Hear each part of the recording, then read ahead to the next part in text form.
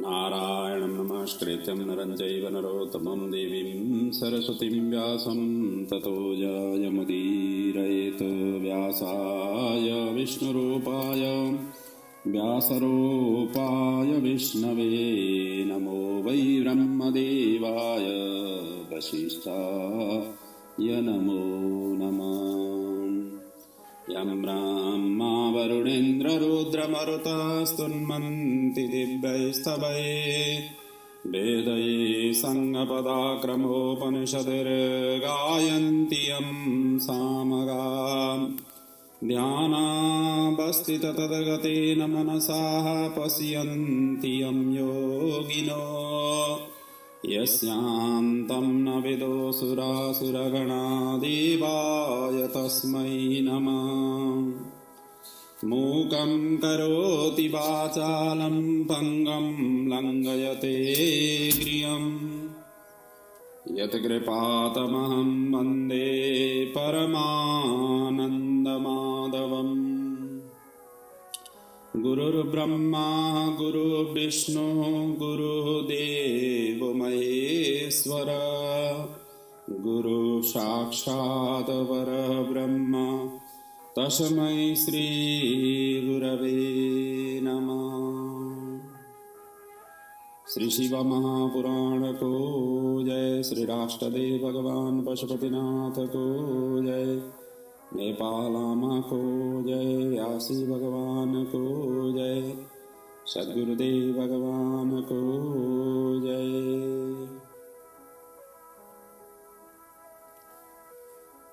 नेपाल भित्र र विश्वभरि छरिएर रहनुहुने समस्त आमा बुवा दाजुभाइ दिदीबहिनीहरूका हृदयमा विराजित राष्ट्रदेव भगवान पशुपतिनाथ स्वरूप आत्मतत्त्वलाई वन्दन गर्दै गुरु आचार्य विद्वान विदुषीहरूका चरणमा वन्दन गर्दै शिव महापुराणका यी अमर कथाहरूलाई हजुरहरू समक्ष अनवरत रूपले पुर्याउने क्रममा हामी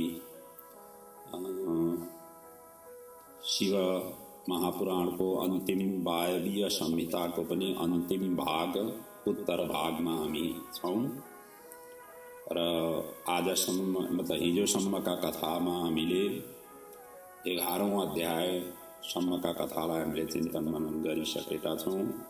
आज 12औं अध्यायदेखि कथालाई अगाडि बढाउँदैछु। जम्मा यसमा 41वटा अध्यायहरू छन् र यहाँ भगवान श्रीकृष्ण उपमन्युलाई प्रश्न गर्नुहुन्छ। उपमन्युजी उत्तर दिँदै जानुहुन्छ। यस्तो किसिमको संवादको प्रक्रिया यहाँ छ। बीचबीचमा भगवान शिवजी माँ पार्वतीका प्रसङ्गहरू पनि उहाँहरू बीचका संवादका क्रमहरू पनि यहाँ वर्णित छन्। अर्थात् उपमन्युजीले भगवान श्रीकृष्णलाई सम्झाउँदै जाने क्रममा शिव पार्वतीका संवादलाई पनि यहाँ समावेश गर्दै कथानकलाई अगाडि बढाइराख्नु भएको छ। भगवान श्रीकृष्ण पुत्र प्राप्तिका लागि भगवान शिवजीको आराधना गर्दै शिवजीबाट वर प्राप्ति गर्ने उद्देश्यले तपस्याका लागि जानुभएको थियो र उपमन्युसँग उहाँको भेट भयो। उपमन्युले नै शिव दीक्षा प्रदान गर्नुभयो र त्यही अनुसारले उहाँले शिव आराधना गरेर अन्तिममा शिवजी प्रकट भएर आशीर्वाद दिनुभएको यस्तो किसिमको यो दिव्य प्रसङ्गको वर्णन यसमा छ। र यसै क्रममा भगवान श्रीकृष्ण अनेक प्रश्न गर्दै जानुहुन्छ। शिव तत्त्व सम्बन्धी, शिव दर्शन सम्बन्धी, शिव ज्ञान सम्बन्धी, शिवको स्वरूप सम्बन्धी र तिनी प्रश्नहरूका उत्तरहरू चाहिँ क्रमशः उपमन्युजी यहाँ दिँदै जानुहुन्छ। र यसै क्रममा 12औं अध्यायमा पञ्चाक्षर मन्त्रको महात्म्य, प्रत्येक अक्षरका ऋषि, छन्द, देवता, बीज, शक्ति, अङ्ग, न्यास आदिको विषयमा भगवान श्रीकृष्णले सोधिसकेपछि उपमन्युजी अब पञ्चाक्षर मन्त्र ओम नमः शिवाय यस मन्त्रको बृहत्तर ढङ्गले यहाँ व्याख्या गर्दै प्रसङ्गलाई अगाडि बढाउनुहुन्छ। जबकि यो नमः शिवाय शब्दको के महत्व र कस्तो यसको महात्म्य छ आदि प्रसङ्ग प्रायशः सबै संहिताहरूमा उल्लेख भएका छन्। विद्येश्वर संहितादेखि लिएर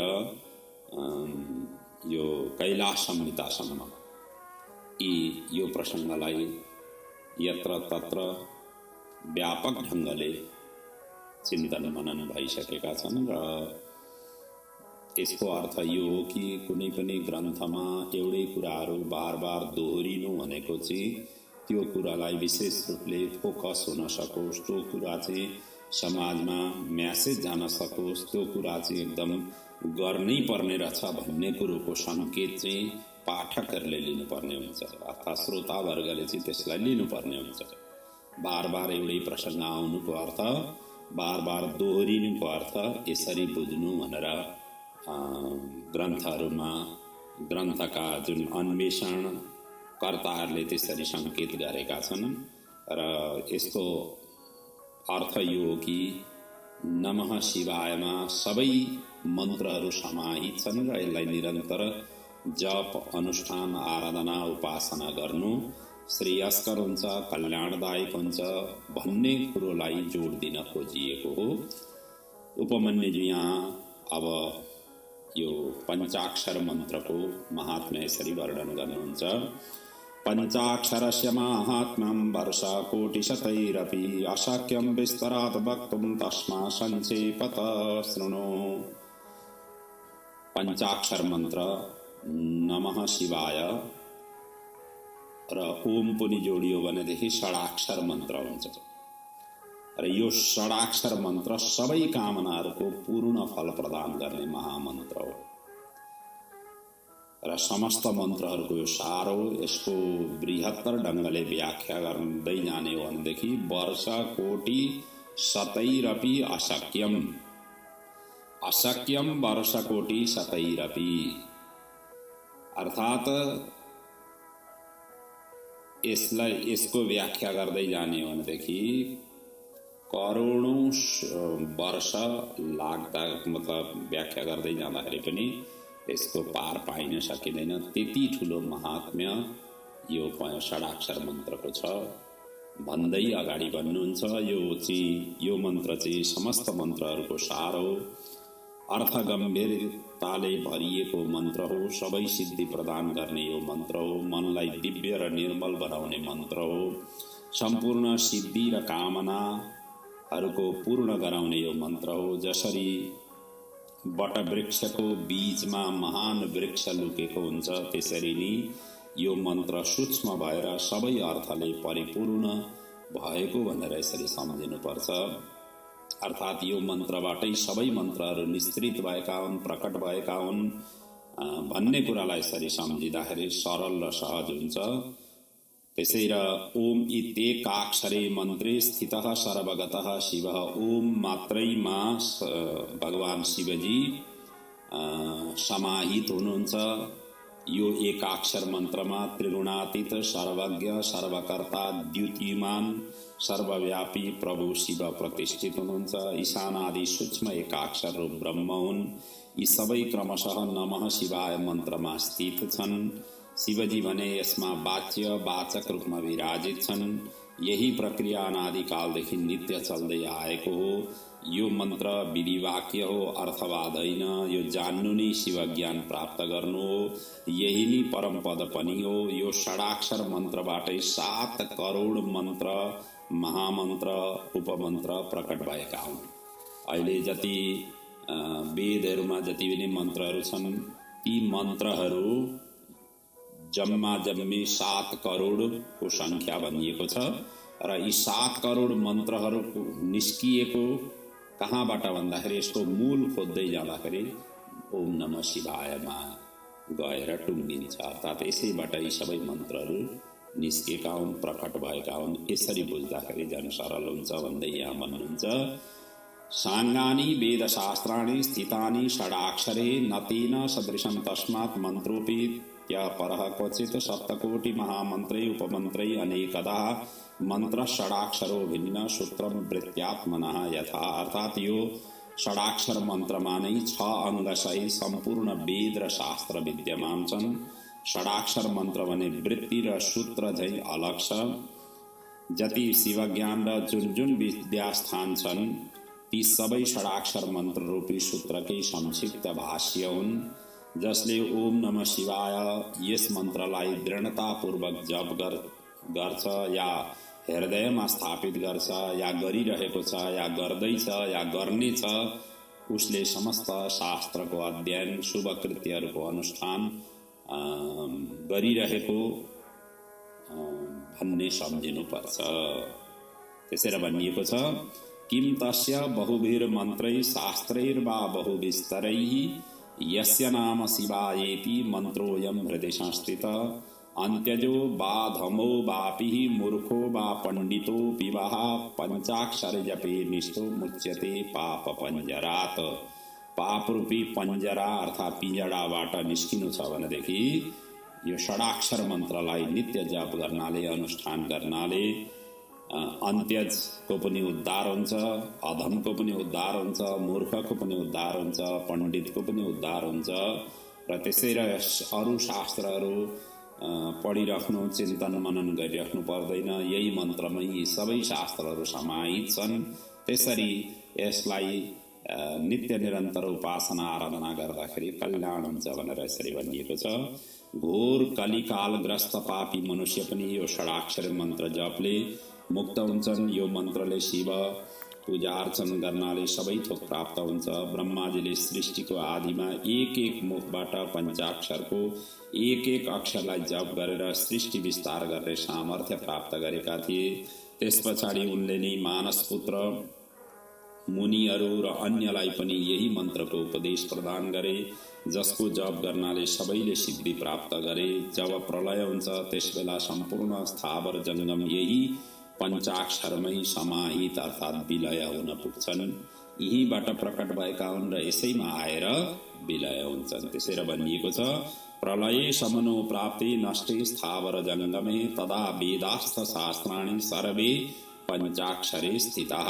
सबै प्रलय कालमा जति बेला स्थावर जङ्गम सबै नष्ट हुन्छ त्यति बेला वेद शास्त्रहरू यही पञ्चाक्षरमै आएर समाहित हुन्छन्। र हामीले कतिपय दृश्यहरूमा हामी देख्ने पनि गर्छौँ, जसले तपस्यामा जो तपस्यामा बसेर आराधना गरिरहेका हुन्छन् उनीहरूले ओम नमः शिवाय यो मन्त्रको जप गरेको हामीले देखिरहेका हुन्छौँ।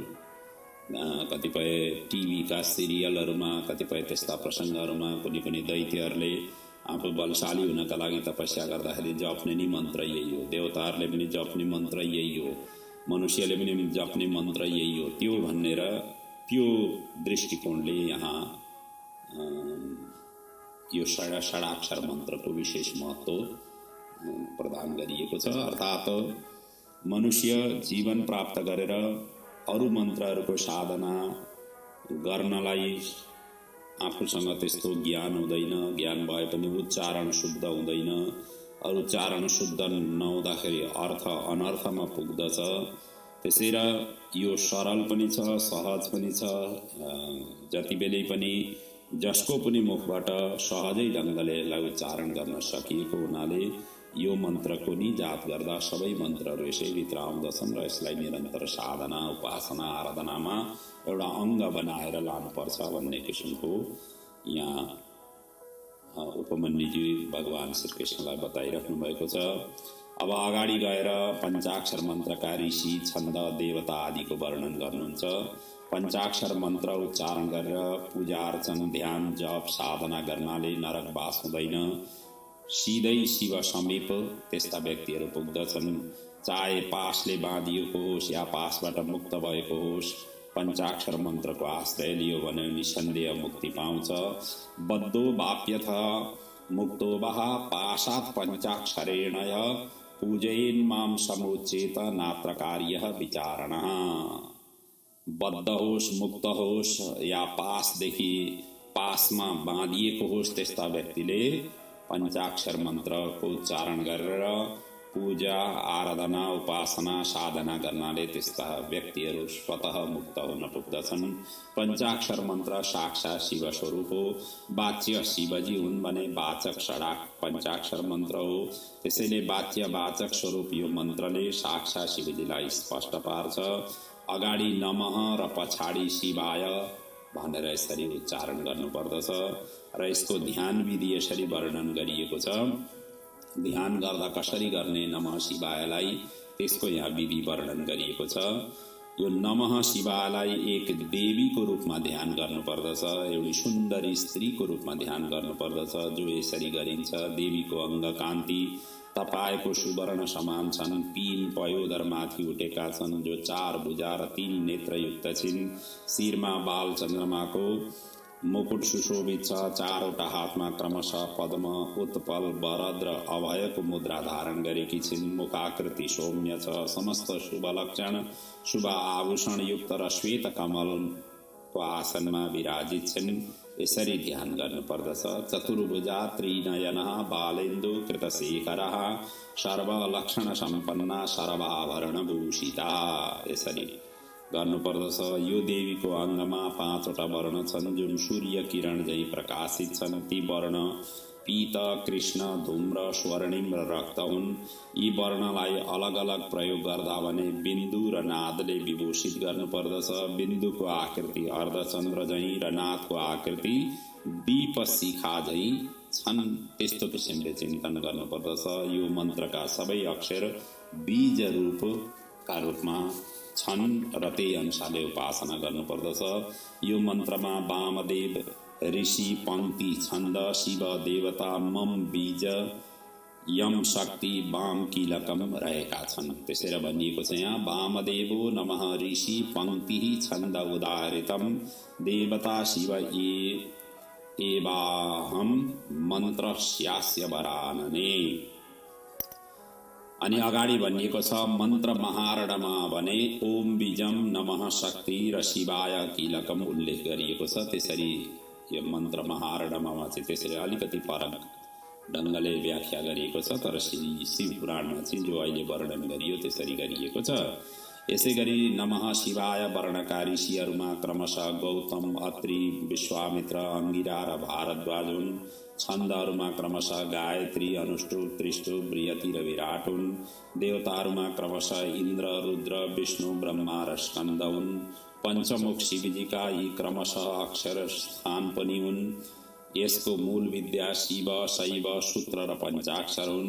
नकारः शिर उच्येत, मकारस्तु शिखोच्यते, शिकारः कवचम तत्त्वः, कारो नेत्रमुच्यते यसरी भनिएको छ। अनि अङ्गन्यास गर्दा ओमले हृदय, नले शिर, मले शिखा, शीले कवच, बाले नेत्रत्रय, यले आश्रय फट यसरी उच्चारण गर्नुपर्दछ। अनि करन्यास गर्दा भने ओमले अंगुष्ठ, नले तर्जनी, मले मध्यमा अङ्गुली, शीले अनामिका, वले मतलब बाले अनि कनिष्ठिका र यले करतल कर पृष्ठ यसरी गर्नुपर्दछ। त्यसै गरी ओम वामदेव ऋषये नमः शिरसि पंक्ति छन्दसे नमः मुखे, शिवदेवताय नमः हृदये, मम बीजाय नमः गुह्ये, सिं शक्तये नमः पादयो, वाम कीलकाय नमः नाभो, यम विनियोगाय नमः विनियोग नमः सर्वांगे यसरी पञ्चाक्षर मंत्र की प्रत्येक वर्णले हृदय, कर, हृदयन्यास, करन्यास, अङ्गन्यास आदि गर्नुपर्दछ। जप र पूजा 3 प्रकारले गरिन्छ, मानसिक, वाचिक र शारीरिक यसरी गरिन्छ। जोसँग जस्तो सीप, समझ, समय, बुद्धि, शक्ति, सम्पत्ति, उत्साह, योग्यता या प्रीति छ त्यही अनुसार शास्त्र विधिले जहिले र जहाँ या जुन तरिकाले सम्भव हुन्छ शिवार्चन आराधना उपासना गर्नाले अवश्य मोक्षका अधिकारी हुन पुग्छन्। जो शिवजीलाई मान्छन् र शिव प्राप्ति गर्न इच्छुक छन् र नियम आचरण अनुरूप गर्न चाहन्छन् भने त्यस्ता मुमुक्षुहरूले त सबैभन्दा पहिले मन्त्रको दीक्षा लिएर मात्रै गर्नुपर्छ, नत्र सफल हुँदैन। यम बिना निष्फलम जाप्यम येन वा सफलम भवेत्। अर्थात् मन्त्र दीक्षा नलिकन गरिएको उपासना आराधनाले चाहिँ कल्याण हुँदैन भनेर अन्तिममा भनिएको छ। अब अगाडि जब मन्त्र दीक्षाको कुरो निस्क्यो त्यस पछाडि भगवान श्रीकृष्णलाई फेरि कुतूहल जागिहाल्यो अनि उहाँले फेरि सोध्नुभयो, यो दीक्षा विधि सम्बन्धी बताइदिनुहोस्। शिव शिवा बीचको संवादलाई उपमन्युजीले श्रीकृष्णलाई अब तिनी दीक्षा विधिको प्रसङ्गलाई यहाँ पुनः उच्चारण गर्दै भन्नुहुन्छ। त्यस प्रक्रियालाई जपमालाको स्थान, दिशा आदिको पनि सविस्तार वर्णन गर्नुहोस्। गुरुबाट कसरी दीक्षा हुने, दीक्षित कसरी हुने त्यो पनि बताइदिनुहोस्। कहाँ जप गर्दाखेरि साह्रै राम्रो हुन्छ, साह्रै फल प्राप्ति हुन्छ। माला पनि कति दानाको माला लिँदाखेरि ज्यादा फलदायी हुन्छ, के को मालाले जप गर्नु त्यो पनि बताइदिनुहोस्। कुन स्थानमा जप गर्दाखेरि धेरै पुण्यदायी हुन्छ त्यो पनि स्थान क्षेत्रलाई पनि बताइदिनुहोस् भनेर यसरी विभिन्न प्रकारले सोधिसकेपछि अब यहाँ उपमन्यु तिनीको उत्तर दिँदै भन्नुहुन्छ, आज्ञाहीनं क्रियाहीनं श्रद्धाहीनं वरानने, आज्ञार्थं दक्षिणाहीनं सदा जप्तं च निष्फलम्। अर्थात आज्ञाहीन, क्रियाहीन, श्रद्धाहीन, दक्षिणाहीन, विधिहीन यस्ता किसिमले गरिएका उपासना आराधना जप सधैँ निष्फल मानिन्छन्, यिनीहरूबाट कल्याण हुँदैन।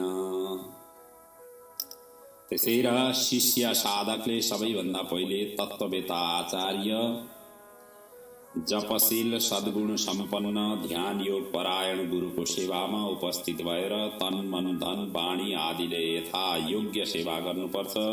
यदि समर्थ भए हात्ती घोडा रथ रत्न क्षेत्र गृह आदि अर्पण गरेर सन्तुष्ट गराउनुपर्छ।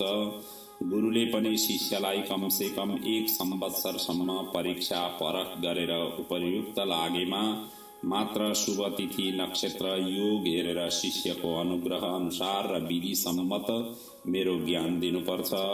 प्राप्त ज्ञान रूपी मन्त्रलाई शिष्यले पनि प्रतिदिन नियमपूर्वक जप साधना गर्दै जानुपर्छ। अनि मन्त्रमा जति अक्षर छन् त्यति नै लाखको 4 गुणा जप गरेपछि पुरस्चरण हुन्छ, जुन सबै प्रकारले सिद्धिदायक हुन्छ। त्यसैले भनिएको छ, यह पुरश्चरणं कृत्वा नित्यजापी भवेत् पुनः तस्य नास्ति समो लोके ससिद्ध सिद्धिदो भवेत्। त्यस्ता व्यक्ति चाहिँ स्वतः सिद्ध हुन्छन् र सिद्धि स्वरूप उनीहरूले प्राप्त गर्छन्। त्यसै र पुरश्चरण गर्नु भनेको चाहिँ सर्वोत्कृष्ट जपको स्वरूप हो। त्यसरी गर्दाखेरि सबैभन्दा ज्यादा फल प्राप्ति हुन्छ। त्यस्ता व्यक्तिले फेरि अर्थ केही गरिराख्नु पर्दैन भनेर यसरी भन्दै अगाडि उपमन्युजी भन्नुहुन्छ, जप कहाँ र कसरी गर्ने त्यसको विषयको यहाँ वर्णन गर्नुहुन्छ। जप गर्दाखेरि पहिले त शुद्ध क्षेत्र हुनुपर्छ, जहाँ गरिँदैछ त्यो पवित्र क्षेत्र हुनुपर्दछ, शुद्ध स्थान हुनुपर्दछ, सुन्दर आसनमा बस्नु पर्दछ। आसन पनि जहाँ बसिन्छ त्यो आसन मतलब यस्तो नहोस् कि अनब्यालेन्स टाइपको आसनमा पनि बस्नु हुँदैन, स्थिर आसनमा बस्नुपर्ने हुन्छ। त्यसै र आसन पनि पवित्र पनि हुनु पर्यो, सुन्दर पनि हुनु पर्यो र बस्न लायकको पनि हुनु पर्यो। र कता फर्केर जप गर्नु भन्दाखेरि या त पूर्व या उत्तर। त्यसै र भगवानको स्थान पनि, देवी देवताको स्थान पनि घरमा जहाँ राखिन्छ, आफूले जब प्रार्थना पूजन अर्चन गरिन्छ त्यति बेला चाहिँ पूर्व दिशा आफू फर्किएको होस् या उत्तर दिशा फर्किएको होस्, त्यो ढङ्गले भगवानको देवी देवताको स्थान आफ्नो घरमा राख्नुपर्छ। र यहाँ भनिएको छ, पूर्व या उत्तर दिशामा फर्केर शिव शिवा र गुरुको स्मरण गरी जप प्रारम्भ गर्नुपर्छ। जप 3 प्रकारले गरिन सकिन्छ। एउटा त मानसिक रूपले, अर्को उपांशु रूपले र तेस्रो वाचिक रूपले। यी 3 प्रकारका जपका विधि र प्रक्रिया बताइएका छन्। स्वर पदलाई वाणीले उच्चारण पूर्वक गरिने जपलाई वाचिक जप भनिन्छ, अर्थात् मन्त्र उच्चारण गरेर अरूले पनि सुनोस् त्यस्तो ढङ्गले गरिएको जपलाई चाहिँ वाचिक जप भनिन्छ, जो चाहिँ सबैभन्दा तल्लो श्रेणीको मानिएको छ। त्यसै गरी केवल जिब्रो मात्र चलाएर अरूले नसुनिने गरिने जप भनेको चाहिँ उपांशु जप हो र यसलाई चाहिँ मध्यम कोटिको मानिएको छ। र केवल मनले गरिने जप चाहिँ मानसिक जप हो र यो नै सबैभन्दा उत्तम जप गर्ने तरिका पनि हो।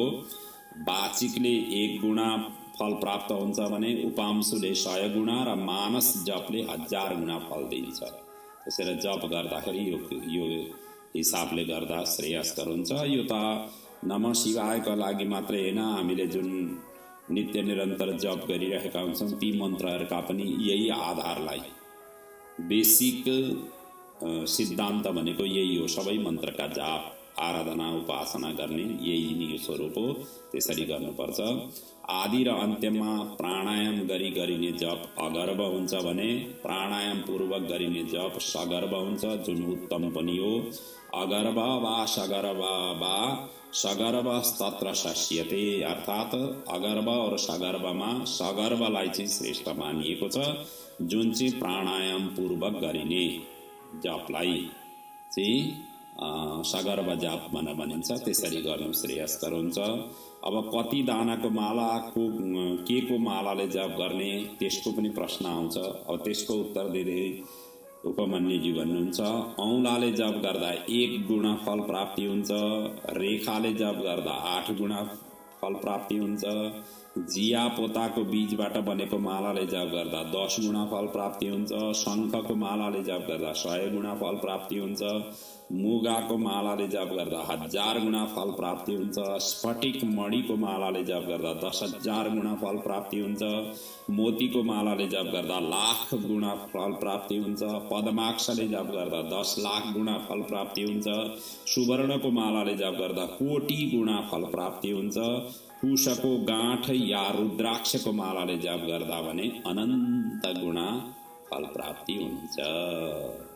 त्यसैले शिवजीको मन्त्र उच्चारण गर्दा, शिवजीसँग सम्बन्धित मन्त्रहरूका साधना गर्दा रुद्राक्षको माला सर्वोपरि श्रेष्ठ मानिएको छ। या कुशले बनेको जुन माला छ, अब त्यो कुश त्यसै पनि अलि धारिलो हुन्छ, हात काटिने धेरै सम्भावना हुन्छ। सबैभन्दा तीक्ष्ण वनस्पतिमा साना झारहरूमा चाहिँ त्यस्ता किसिमका झारहरूमा चाहिँ कुशलाई मानिएको छ। त्यसैले कुशको त्यस्तो किसिमको बनाउन सकियो भने झनै राम्रो हो। यदि बनाउन सकिएन भने रुद्राक्ष पनि अलि काँटादार नै हुन्छ। अब त नयाँ रुद्राक्ष जबसम्म माला गर्दै जाइँदैन, सुरुवाती उसमा रुद्राक्ष पनि अलिकति काँटादार नै हुन्छ। तर रुद्राक्ष र कुशको गाँठले बनेको माला चाहिँ अनन्त गुणा फल प्रदान गर्ने भनिएको छ। जब जप गर्नै बसिएको छ भने रुद्राक्षको मालाले जप गर्नु श्रेयस्कर, यस प्रसङ्गबाट हामीले बुझ्नुपर्छ। त्यसैले यहाँ भनिएको छ, कुश ग्रन्थ्या च रुद्राक्षै अनन्तम गुणितम भवेत। कुश ग्रन्थ र रुद्राक्षको मालाले गरिएको जप चाहिँ अनन्त गुणा फल प्राप्ति हुन्छ। अब कति दानाको माला सबैभन्दा उत्कृष्ट हुन्छ त्यसको पनि यहाँ वर्णन गरिएको छ। 30 दानाको मालाले जप गर्नाले धन प्राप्ति हुन्छ, 27 दानाको मालाले पुष्टि प्राप्ति हुन्छ, 25 दानाको मालाले मुक्ति, 15 दानाको मालाले अविचार कर्मका लागि सिद्ध हुन्छ, 108 दानाको मालाले जप गर्नाले सबै खाले फल दिने र उत्तम भन्दा पनि उत्तम मानिएको छ। त्यसैले 108 दानाको मालाले जप गर्नु श्रेयस्कर हुन्छ। त्यसै गरी 100 दानाको माला उत्तम, 50 दानाको माला मध्यम, 54 दानाको माला श्रेष्ठ र मनोहारिणी हुन्छ। जप गर्दा बुढी औँलाले गरेको जपले मोक्ष दिन्छ। अब यी औँलाका पनि चालहरू यहाँ बताइएको छ। बुढी औँलाले माला जपियो भनेदेखि त्यसले जप गर्दाखेरि मोक्ष दिन्छ। तर्जनीले जप गरियो भने शत्रुनाश हुन्छ। मध्यमा औँलाले जप गरियो भनेदेखि धन प्राप्ति हुन्छ। अनामिकाले जप गर्दा शान्ति प्राप्ति हुन्छ। र जप गर्दा जप माला कसैलाई देखाउनु हुँदैन, यो कुरो पनि ध्यान राख्नुपर्छ। आफूले जप गरिरहेको माला कसैलाई देखाउनु हुँदैन, लुकाएर गर्नुपर्छ। लुकाएर हुनाले आजकल त गौमुखहरू पाइन्छन्, हरे कृष्णवालाहरूको त एउटा झोली माला नै राखेको हुन्छ। त्यो माला कसैले देखाउँदैनन्, देखाउनु हुँदैन। देखाइयो भनेदेखि त्यो पुण्य जान्छ, आफूले गरेको जपको साधनाको त पुण्य जान्छ, त्यसरी देखाएर गर्नु हुँदैन। औँलाहरूका साथमा बुढी औँलाले जप गर्नुपर्छ, नत्र भने निष्फल हुन्छ। यसरी पनि भने चाहिँ यदि औँलाहरूकै साथमा बुढी औँला पनि राखेर त्यसरी जप गरियो भनेदेखि सिद्धि प्राप्ति हुन्छ। त्यसरी यहाँ भनिएको छ, अंगुष्ठेन जपे जप्यम अन्यैः अंगुलिभिः सह अंगुष्ठेन बिना जप्यम कृतम तत अफलम यतः भनेर भनिएको छ। अनि कहाँ जप गर्दा कस्तो फल पाइन्छ त्यसको पनि यहाँ वर्णन गरिएको छ। उपमन्युजी भन्नुहुन्छ, जप गर्दा यिनीहरूको अगाडि गर्नु श्रेयस्कर हुन्छ, जो यस प्रकारका छन्। सूर्यको अगाडि जप गर्न श्रेयस्कर हुन्छ, अग्निको अगाडि, गुरुको अगाडि, चन्द्रमाको अगाडि, दियोको अगाडि, दियो जलाएर त्यहाँ अगाडि गर्नु, जलाश्रयमा जलमै टेकेर त्यसरी जप गर्नु, ब्राह्मणको अगाडि र गाईको अगाडि, यी क्षेत्रहरू चाहिँ जप गर्नका लागि श्रेयस्कर मानिएको छ। अब त्यसमा पनि घरमा गरेको जपले 1 गुणा फल प्राप्ति हुन्छ, गौशालामा गरेको जपले 100 गुणा फल प्राप्ति हुन्छ, पवित्र वन या उद्यानमा गरेको जपले 1000 गुणा फल प्राप्ति हुन्छ, पवित्र पर्वतमा गरेको जपले 10,000 गुणा फल प्राप्ति हुन्छ, नदीको तटमा गरेको जपले 1,00,000 गुणा फल प्राप्ति हुन्छ, देवालयमा गरेको जपले 1,00,00,000 गुणा फल प्राप्ति हुन्छ र शिवालय समीप गरेको जपले अनन्त गुणा फल प्राप्ति हुन्छ। त्यसैले शिवालयको छेउछाउमा या मठ मन्दिर जाइँदैछ भने शिवजीको अगाडि बसेर अलिकति जप गरेरै फर्किनु है, किनभनेदेखि अनन्त गुणा फल प्राप्ति चाहिँ शिवालयको अगाडि शिव मन्त्र सम्बन्धी जप गरिँदैछ भने शिवालयको अगाडि गरेको जप चाहिँ अनन्त गुणा फल प्राप्ति हुन्छ, त्यसको काउन्टै छैन। त्यसैले शिवालय अगाडि गइसकेपछि अलिकति जप गरेर निस्कनु पर्यो। सक्यो 1 माला जप गरियो भनेदेखि अनन्त माला जप गरेको फल मिल्ने भयो। त्यसैले यी क्षेत्रहरू उत्तम मानिएका छन्। र पूर्व अभिमुख अर्थात् पूर्व फर्केर गरिएको जपले वशीकरण, दक्षिण फर्केर गरेको जपले अभिचार, पश्चिम फर्केर गरेको जपले धन प्राप्ति, उत्तर फर्केर गरिएको जपले शान्तिदायिनी अथवा शान्ति प्रदान गर्छ। उपरोक्त क्षेत्रमा सम्मुखको जपले फल दिन्छ भने पीठ गरेर गरेको जपले निष्फल हुन्छ। अर्थात् यिनीहरूको सम्मुख फेस टु फेस जप गर्नुपर्छ। भगवानलाई नैवेद्य अर्पण गर्दाखेरि पनि फेस टु फेस राख्नुपर्छ र जप गर्दाखेरि पनि फेस टु फेस भएर जप गर्नु श्रेयस्कर हुन्छ। पीठ फर्काएर जप गरियो भनेदेखि चाहिँ त्यो चाहिँ फल प्राप्ति हुँदैन। अनि जप गर्दा ध्यान दिनुपर्ने कुराहरू के हुन् भनेदेखि जप गर्दाखेरि ध्यान दिनुपर्ने कुराहरूमा चाहिँ कसरी जप गर्दा फल पाइँदैन त्यसको चाहिँ पहिले बुझौँ। जस्तो टाउकोमा पगडी राखेर जप गरियो भने, शरीरमा कुर्ता लगाएर या नाङ्गै या केस खुल्ला राखेर या गलामा कपडा लपेटेर या अशुद्ध हात लिएर, हात होस् शरीर होस् अशुद्ध अवस्था पारेर या विलाप गर्दै, विलाप गर्दै गरेको जप पनि फलदायी हुँदैन। यसरी गर्नु हुँदैन र यदि गरियो भने सबै निष्फल मानिन्छन्। त्यसै गरी क्रोधयुक्त भएर, मदयुक्त भएर, आक्षेप गर्दै, उबासी लिँदै, छिक्दै, थुक्दै त्यसरी गर्दै गरेको जपले पनि कल्याण दिँदैन। यस्तो तरिकाले कहिले पनि जप नगर्नु। अनि कुकुर र नीच पुरुषलाई पनि जप गर्दा हेर्नु हुँदैन पनि भनिएको छ। त्यस्ता नीच पुरुषहरूलाई हेर्दै त्यसरी जप गरियो भने त्यो पनि कल्याणदायक हुँदैन। त्यसैले यहाँ भनिएको छ, क्रोधम मदम क्षुतम त्रीणि निष्ठि वन विजृम्भणे दर्शनम च स्वनीचानां वर्जयेत जप कर्मणि। जप गर्दाखेरि यी चिजहरूलाई चाहिँ वर्जय त्याग दिनुपर्छ। यदि यस्तो भएमा आचमन गर्नुपर्छ। यदि इनकेस त्यसरी भयो, आछ्यु आयो, बासी आयो या क्रोध मद या कुकुर आदिहरूलाई देखियो, नीच पुरुषहरूलाई देखियो, त जप गर्दा गर्दै भनेदेखि आचमन गरेर फेरि जप गर्न थाल्नुपर्छ। शिव शिवाको नाम लिनुपर्छ र प्राणायाम पनि गर्नुपर्दछ। आचमन गर्दाखेरि प्राणायाम गरेर अनि फेरि जप गर्न थाल्नुपर्दछ। त्यसै गरी बिना आसन पनि जप गर्नु हुँदैन, केही न केही ओछ्याएर मात्रै जप गर्नुपर्छ। त्यसमा पनि अकुशको आसन सबैभन्दा श्रेष्ठ मानिएको छ। मृगचर्म आदिको आसनमा बसेर पनि जप गर्न सकिन्छ। शुद्ध आसन हुनु पर्यो, जस्तो कि पहिले नै बताइएको छ। अनि सुतेर या हिँड्दै या उभिएर पनि जप गर्नु हुँदैन। सुती पनि जप गर्नु भएन, हिँड्दा पनि जप गर्नु भएन, उभिएर पनि जप गर्नु भएन। गल्लीमा, अँध्यारोमा, सडकमा दुवै चरण फैलाएर सवारी या खाटमा बसेर या चिन्ताग्रस्त हुँदा पनि जप गर्नु हुँदैन। यी सबै निषेधका स्वरूप हुन्।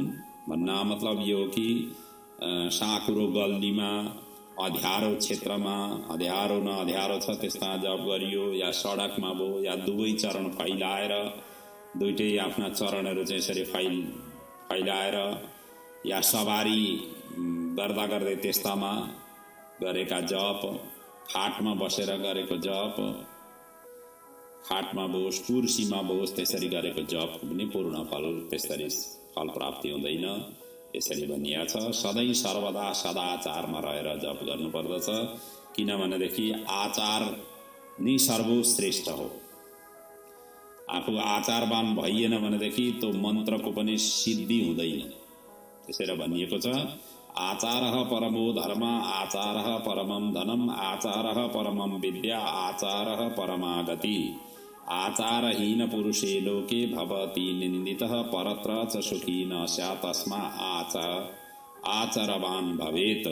त्यसैले आचार, सदाचारलाई फलोअप गर्दै, सदाचारका नीति र नियमहरूलाई फलोअप गर्दै जप गरियो भने चाहिँ त्यो चाहिँ सर्व प्रकारले फलदायी प्राप्ति हुन्छ। अनि वेद विहित कर्म, वर्णाश्रम अनुकूल धर्मको पालना गर्नु नै आचारवान या सदाचार हो। यसको मूल जड नै आस्तिकता हो। सत्कर्म गर्नाले सुख र असत्कर्म गर्नाले दुःख हुन्छ। यस्तो विश्वास आउनु नि आस्तिकता हो। आचार भ्रष्ट, पतित या अन्त्यजहरूलाई उद्धार गर्ने कलियुगमा केवल पञ्चाक्षर मन्त्र नै हो। यो भन्दा अर्को कुनै उपाय नै छैन। यो सरल र सहज पनि छ, जस्तो कि पहिले मैले बताएँ। त्यसैले सदा सर्वदा यसको आश्रय लिनुपर्छ। यो मन्त्र सबै अवस्थामा जप गर्न सकिन्छ। यो पञ्चाक्षर मन्त्र कहिले पनि सुप्त हुँदैन, सधैँ जागृत हुन्छ। यसलाई जप गर्न तिथि, बार, नक्षत्र, योग आदि जुराउनु पर्दैन।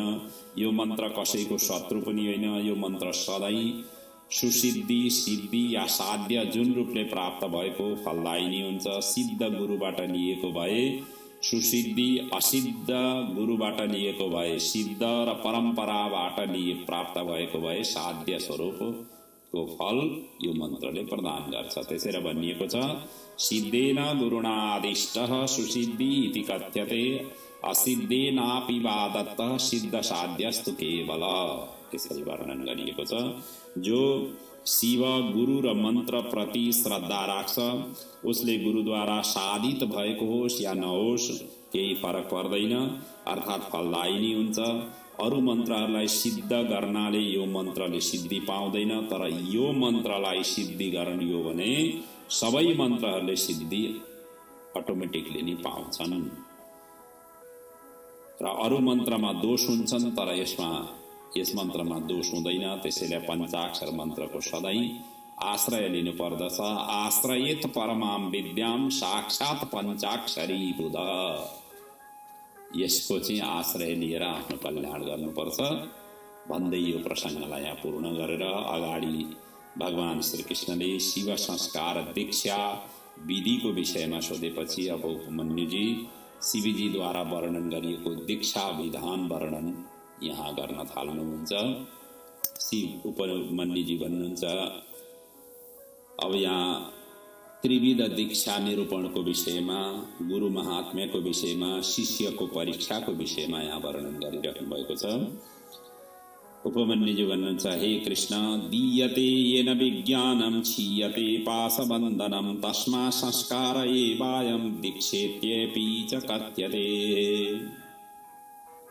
दीयते येन विज्ञानं, जसलाई ज्ञान दिइन्छ, त्यसका पाश बन्धनहरू क्षीण हुन्छन्। छियते पाश बन्धनम, र यही नै संस्कार हो, यही नै दीक्षा हो।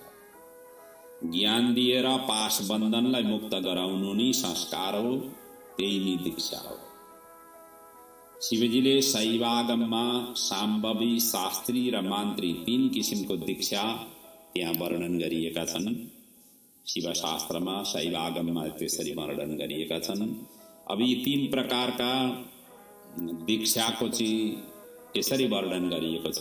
साम्भवी दीक्षा, साम्भवी दीक्षा कसलाई, कस्तो किसिमको दीक्षालाई साम्भवी दीक्षा भनिन्छ भने गुरुको प्रकाशले, स्पर्शले या सम्भाषणले प्राणीको पाप नाश हुन्छ र यसैलाई साम्भवी दीक्षा भनिन्छ। यो पनि तीव्र र तीव्रतरा गरी 2 किसिमको हुन्छ। जहाँ पाप शीघ्र निवृत्ति हुन्छन् त्यो तीव्रतरा हो भने जहाँ बिस्तारै पाप नाश हुन्छन् त्यो तीव्र प्रकारको साम्भवी दीक्षा हो। अब दोस्रो प्रकारको दीक्षा शास्त्री या शाक्ति दीक्षा, यसलाई शास्त्री दीक्षा पनि भनिन्छ, शाक्ति दीक्षा पनि भनिएको छ। गुरुले योग मायाद्वारा शिष्यको शरीरमा प्रवेश गरी ज्ञान दृष्टिले जो ज्ञानवती दीक्षा दिन्छन् त्यसैलाई शास्त्री या शाक्ति दीक्षा भनेर व्याख्या गरिएको छ। र तेस्रोमा चाहिँ मान्त्री दीक्षा हो। गुरुले कुण्डलिनी शक्तिलाई जागृत गराई शिष्यको क्रमशः क्रिया शक्तिलाई सक्षम बनाएर दिइने दीक्षालाई मान्त्री या क्रियावती दीक्षा भनेर व्याख्या गरिएको छ। मान्त्री क्रियावती दीक्षा कुण्डल मण्डल पूर्विका।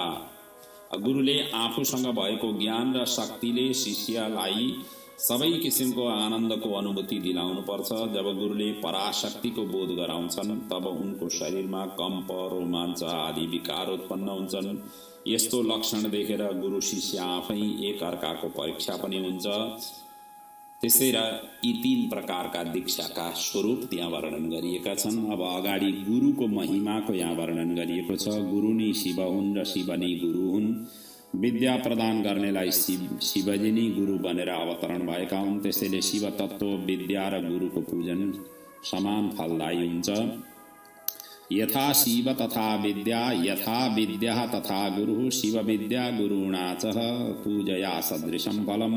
यो गुरुः स शिवः प्रोक्तो य शिवः स गुरु स्मृतः सर्वदेवात्मकः चासो सर्वमन्त्रमयो गुरु। यसरी गुरुको वर्णन गरिएको छ। गुरु नि शिव हुन्, शिव नि गुरु हुन्। विद्या नि गुरु हुन्, विद्या नि शिव हुन्। शिव विद्या गुरुणाम च, अर्थात् शिव चाहिँ सर्वदेवात्मक हुन् भनेदेखि गुरु चाहिँ सर्वमन्त्रमय स्वरूप हुन्। सबै देवहरूको स्वरूप भगवान शिवजी हुन्। त्यसै र देवादिदेव महादेव भनिएको छ। त्यसै र गुरु पनि सबै मन्त्रहरूको स्वरूप मानिन्छ। त्यसै र आफ्नो कल्याण चाहनेले गुरुको आज्ञाबाट मनबाट पनि उल्लङ्घन गर्नु हुँदैन। गुरुकै समान आसनमा या गुरुको घरमा गुरुको आज्ञा बिना बस्नु हुँदैन। किनकि गुरु साक्षात् देवता हुन् भने उनको घर देव मन्दिर हो। गुरुको आज्ञा लिएर मात्रै उहाँको घरमा बस्न श्रेयस्कर हुन्छ। गुरुर्देवो यतः साक्षात् तद्गृहं देव मन्दिरम्। उनको घर चाहिँ, गुरु बस्ने घर चाहिँ देव मन्दिर। त्यस्तो ढङ्गले उपासना आराधना गर्नुपर्छ। गुरुको समीप बस्नाले मनुष्य निष्पाप हुन्छ।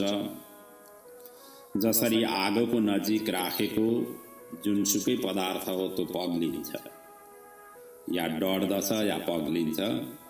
जसरी घिउ राखिएको छ भने घिउ पग्लिन्छ। अन्य चिज पगाल्नु पर्ने चिजहरू आगोको छेउमा राख्यो भने आफै पग्लिएको हुन्छ। जसरी आगोले सुकेको काँचो दाउरा भन्दैन, भिजेको दाउरा भन्दैन, सुकेको दाउरा भन्दैन, या जे जस्तो वस्तु अग्निमा समर्पित गरिन्छ या राखिन्छ या अग्निभित्र हालिदिन्छ, सबैलाई जलाएर खरानी बनाउने अग्निले गर्दछ। त्यसै गरी नै गुरुजी प्रसन्न हुँदा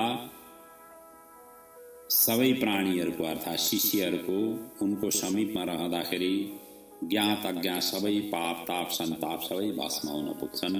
यथा प्रज्वलितो बन्निः शुष्क आर्दं च निर्दहे तथा अयमपि सन्तुष्टो गुरुपापम क्षणात् दहेत।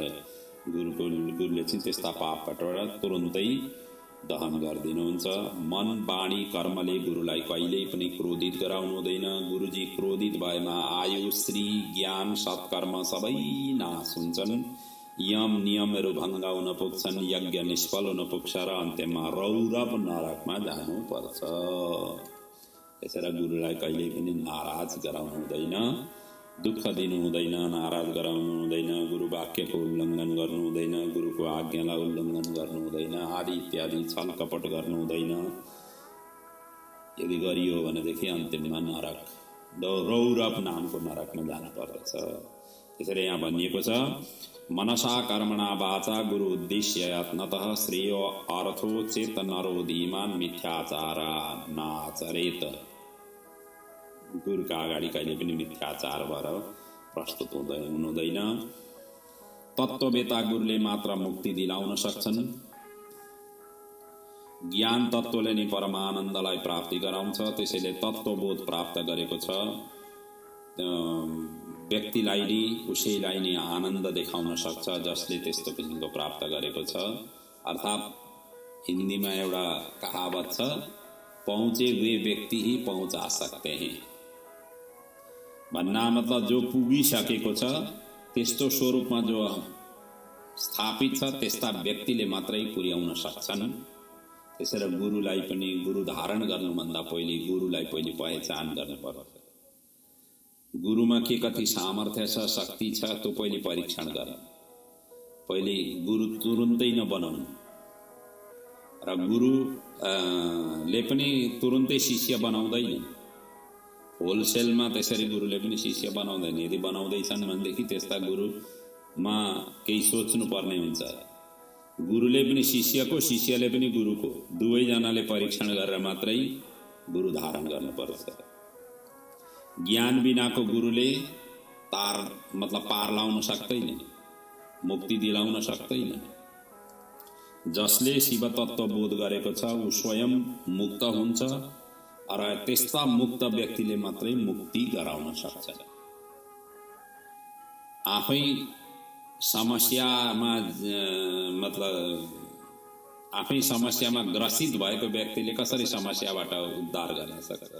आफै अज्ञानले भरिएको व्यक्तिले कसरी ज्ञान दिन सक्छ? त्यसैले पारखी परम ज्ञानवान जसले चाहिँ जो पहुँचे हुए व्यक्ति की ही पीछे पड़ना चाहिए। जो पुगिसकेका छन् त्यस्ता व्यक्तिहरूका पछि लाग्यो भनेदेखि आफू पनि पुगिन्छ। जो पुग्नै सकेका छैनन्, जो बिचैमा लडखराएर हिँड्छन्, कथा प्रवचन गर्दाखेरि संसारकै कुराहरू मात्रै गर्छन्, आफ्ना बालबच्चाका कुराहरू गर्ने, आफ्ना घर परिवारका कुरा गर्ने, आफ्ना व्यवहारका कुरा गर्ने, त्यस्ता किसिमका कुरा गर्दै हिँड्ने, त्यस्तै किसिमका टीका टिप्पणी गर्दै हिँड्ने आदि इत्यादि त्यस्ता किसिमका जो वासनामय कुराहरू गर्ने या वासनामय चरित्रहरू प्रस्तुत गर्ने, आचरण व्यवहार त्यसरी गर्ने आदि इत्यादि त्यस्ता व्यक्तिहरू यही संसारमै रुमल्लिएका हुन्छन्। आफ्नै आफ्नै वासना र त्यस्तोमय जीवन व्यतीत गरिरहेका हुन्छन्। त्यस्ता व्यक्तिहरूले कल्याण गर्न सक्दैनन्। आफूले पहिले पहिचान गर्ने, आफूले पहिले ठम्म्याउने, यो मान्छेमा छ कि छैन दम, यी व्यक्तिमा छ कि छैन दम, त्यो पहिले न्युर्कोल गर्ने। आफूलाई भित्रैदेखि ठहर भयो, यसले चाहिँ सक्छ है, यो आफै मुक्त छ है, यो अनासक्त छ है, यो चाहिँ एकदम साधनारत छ है भन्ने त्यस्तो किसिमको लागिसकेपछि मात्रै शरणापन्न भएर शिष्य बन्ने। त्यसैले भनिएको छ तत्त्वविद शिव संसक्तो मुक्तिदो न तु चापर। जो तत्त्वको वेत्ता छ, जो शिव ज्ञानले परिपूर्ण छ, जो भगवत चिन्तन तत्त्वले परिपूर्ण भएको व्यक्तिले मात्रै मुक्ति प्रदान गर्न सक्दछ। त्यस्ताकै व्यक्तिको पछि लाग्ने मान्छेको मात्रै उद्धार हुन्छ। त्यसैले जस कसैलाई गुरु नबनाउनु, गुरु बनाउनुभन्दा पहिले परीक्षा गर्नु। तत्त्व बिना ज्ञान असम्भव छ र ज्ञान बिना आत्मा ज्ञान असम्भव छ। बिना ज्ञानीले नै पशु बनिएको त्यसैले तत्त्वज्ञानीले मात्रै मुक्त हुन्छ, तत्त्वहीन त व्यर्थ नै हुन्छ। बुद्धिमान शिष्यले तत्त्ववेत्ता गुरुको चरण शरण वरण गर्नुपर्छ। विनय सम्पन्न सदाचारी चतुर शिष्यले तत्त्ववेत्ता गुरुलाई चिन्नुपर्छ। मुमुक्षु शिष्यले ज्ञान प्राप्त नहुन्जेल गुरुको आश्रयमा रहेर सेवा गर्नुपर्छ। ज्ञान प्राप्त भएपछि तत्त्वप्रति पर्यन्त स्थिर भक्ति राख्नु पर्दछ। जबसम्म तत्त्व प्राप्ति हुँदैन तबसम्म स्थिर भक्ति राख्नुपर्छ। त्यस्तो गुरुलाई कहिल्यै छोड्नु हुँदैन, उपेक्षा गर्नु हुँदैन। यदि त्यो भन्दा पनि श्रेष्ठ गुरु भेटियो भने पनि पहिलेको गुरुलाई तिरस्कार गर्नु हुँदैन, उनको परिवारको अनादर गर्नु हुँदैन। निरन्तर तन मन धनले सेवा गरिरहनु पर्छ। स एव जनको मातः भर्ता बन्धु धनम सुखम सखा मित्रम च यतः तस्मात् तस्मै सर्वम तस्मै निवेदयत। त्यस्ता गुरुहरूको सधैँ आफ्नो तन मन धनले सेवा शुश्रूषा गर्नुपर्छ। जब गुरु रूपी शिवलाई भक्तले आत्मा समर्पण गर्छ तब ऊ पनि शैव हुन पुग्छ र फेरि उसको पुनर्जन्म हुँदैन। गुरुले पनि आफ्नो शरणमा आएको ब्राह्मण जातिको शिष्य भए 1 वर्षसम्म त्यसको परीक्षा गर्नुपर्छ। क्षेत्रीय वर्णको भएदेखि 2 वर्षसम्म त्यसको पहिले परीक्षा गर्नुपर्छ, तत्कालै शिष्य बनाउनु हुँदैन। र वैश्य भए 3 वर्षसम्म परीक्षा गर्नुपर्छ। परीक्षा गर्दा भोजन पान उच्च र नीच आदेश दिँदै उत्तम मध्यम अदम कार्य गराउँदै जानुपर्छ। गुरुले पनि अनेक तरहले त्यसरी परीक्षा लिनुपर्छ शिष्यको। अनि कहिलेकाहीँ प्रताडित पनि गरेर परख गर्नुपर्छ। कहिलेकाहीँ ताडना पनि दिनुपर्ने हुन्छ। यदि ताडना दिनुपर्ने स्थिति भयो भनेदेखि, या कहिले हकार्ने फटकार्ने, कहिले उ गर्ने, त्यस्ता किसिमका अनेक किसिमले त शिष्यको परख गर्नुपर्दछ, परीक्षा गर्नुपर्छ। परख भनेको परीक्षा गर्ने। त्यसरी जानुपर्दछ। र यी र यस्ता खाले गतिविधि गर्दा जुन शिष्य विचलित हुँदैन, संयमित भएर रहन्छ या गरिरहन्छ, त्यो नै शिष्य उत्तम र शुद्ध हो भनेर गुरुले पनि ठम्म्याउनु पर्छ। जुन शिष्य भित्र अहिंसक, दयावान, सदा शिव भक्तमा तत्पर, स्वाभिमानी, बुद्धिमान, स्पर्धा रहित, मृदुभाषी, सरल, मृदु, स्वच्छ, विनम्र, स्थिर चित्त, शौचाचारले युक्त, मन वाणी र कर्मले सच्चरित्रवान हुन्छ, त्यस्तो शिष्यलाई नि नियम अनुसार गुरुले शोधन बोधन गर्नुपर्छ र शिष्यको रूपमा उसलाई अंगीकार गर्नुपर्छ या दीक्षित गराउनुपर्छ। शोध्या बोध्या यथा न्यायः इति शास्त्रेषु निश्चय। यही नि शास्त्रले निश्चय गरेको छ।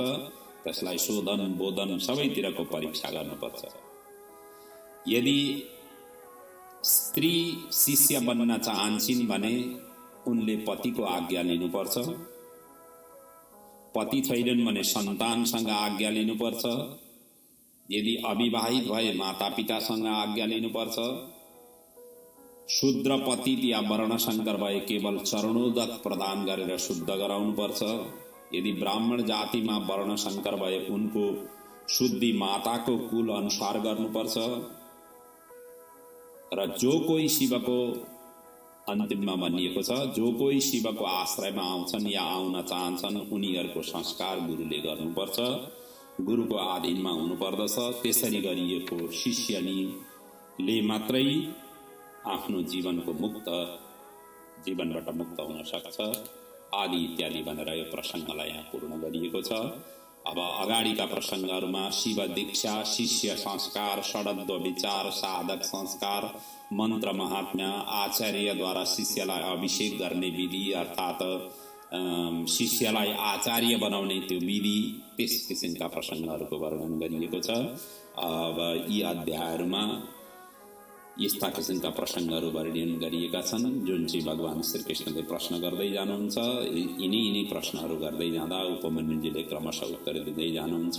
उपमन्युजी भन्नुहुन्छ, हे श्रीकृष्ण, पुण्ये हानि शुचौ देशे बहुदोष विवर्जिते देशिका प्रथमं कुर्या संस्कारं समया वयम। पहिले त समय वयम नामको संस्कार गर्नुपर्छ शिष्यलाई, अर्थात् शुभ मुहूर्तमा पवित्र क्षेत्र, समुद्र तट, नदीको तीर, गौशाला, पर्वत, देव मन्दिर, घर या मनोहर स्थानमा जहाँ कुनै किसिमको दोष नहोस् त्यहाँ बसेर गुरुले समयाह्वयम् संस्कार गर्नुपर्दछ। यसका लागि भूमिलाई शोधन गरेर वास्तुशास्त्र अनुसार सुन्दर मण्डप बनाउनुपर्छ।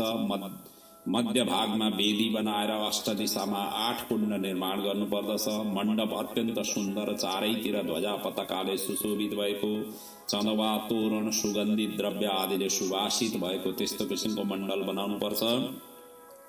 यसरी निर्माण गरेपछि मध्य वेदीमा पद्मतल निर्माण गरेर शिवशिवालाई विधिवत स्थापना गर्नुपर्छ। यी सबै कर्म शिवशास्त्र विधि अनुसार गर्नुपर्छ। यहाँ त बृहत्तर ढङ्गले वर्णन गरिएको छैन, तर शिवशास्त्रमा जसरी उल्लेख गरिएका छन् त्यही अनुसारले नि त्यसलाई नि नियम मानेर त्यही अनुसारले गर्दै जानुपर्दछ। मण्डपको मध्यमा स्थापित प्रधान हवन कुण्डमा गुरुले विधिपूर्वक पूजन अर्चन हवन गर्नुपर्छ भने 8 दिशामा स्थापित कुण्डहरूमा आचार्य ब्राह्मणहरूले पूजन र हवन गर्नुपर्छ।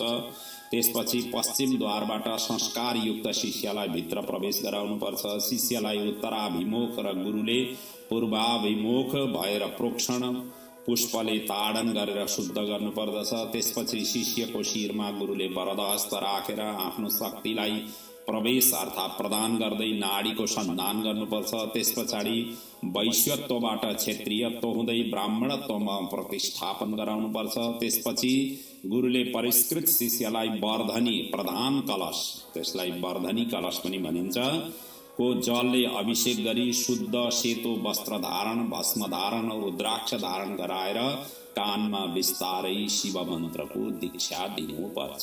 यसरी दीक्षा दिने प्रक्रिया हो। र दीक्षित शिष्यले शिवार्चन नगरी जप नगरी अन्न भोजन गर्नु हुँदैन। यस्तो दीक्षित भएको शिष्यले गुरुलाई साक्षात शिवरूप मानेर गुरुदत्त रुद्राक्ष भस्म आदिको संरक्षण गर्दै गुरु आचार्य ब्राह्मणहरूको यथोचित यथाशक्य सेवार्चन गर्दै जीवनयापन गर्नुपर्दछ।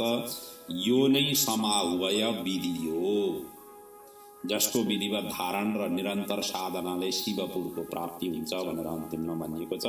इति संक्षेपतः प्रोक्त संस्कार समयाह्वय साक्षात् शिवपुरम प्राप्तो नृणाम परम साधनम भनेर भनिएको छ। अब षडद्व शुद्धि संस्कारको यहाँ षडद्व शुद्धि संस्कार कसरी गर्ने त्यसको यहाँ वर्णन गरिएको छ। यो गुरुले गराउँदै लैजाने प्रक्रिया हो। अब यसको प्रसङ्गको चाहिँ हामी अघिल्लो अर्थात् अर्को पडावमा गर्न श्रेयस्कर हुन्छ, किनभने यसको अलिकति लामै छ प्रक्रिया। र यहाँसम्म आइसक्दाखेरि हामीले 16औं अध्यायको कथालाई पूर्ण गरेका छौँ। अब 17औं अध्यायदेखिको कथालाई अगाडिका प्रसङ्गहरूमा हामी चिन्तन मनन गर्नेछौँ र आजको प्रसङ्गलाई यही म विराम दिँदैछु। भगवान शिवजीले राष्ट्रदेव भगवान पशुपतिनाथले हामी सबैको कल्याण गरून्। आउँदा दिनहरूमा जीवनमा भगवान शिवजीको अनन्य कृपा अनन्य आशीर्वाद हामी सबैलाई प्राप्त होस्। विश्वको कुनै पनि कुनामा हामी रहेर आफ्ना आफ्ना कार्यक्षेत्रमा दत्तचित्त भएर लागिरहेका हामी सबै नेपालीहरूलाई राष्ट्रदेव भगवान पशुपतिनाथले कल्याण गरून्। उनी राष्ट्रदेव पशुपतिनाथकै चरणमा यो शिव महापुराणका यी अमर कथाहरूलाई समर्पित गर्दै यहाँको जीवन सुखद रहोस्। आउँदा पिँढीहरू आफ्ना सन्तानहरू सुयोग्य बनेर जीवन पथमा अगाडि बढ्न सकुन्। आफ्ना पूर्वजहरूको सदा सर्वदा कल्याण होस्। शिव सायुज्यता सबै पूर्वजहरूले प्राप्त गरून्। यिनी शुभेच्छा शुभकामना सहित आजको प्रसङ्गलाई यहाँ म विराम दिन्छु। ओम पूर्णमदः पूर्णमिदं पूर्णात् पूर्णमुदच्यते पूर्णस्य पूर्णमादाय पूर्णमेवावशिष्यते। ओम शान्तिः शान्तिः शान्तिः। ओम।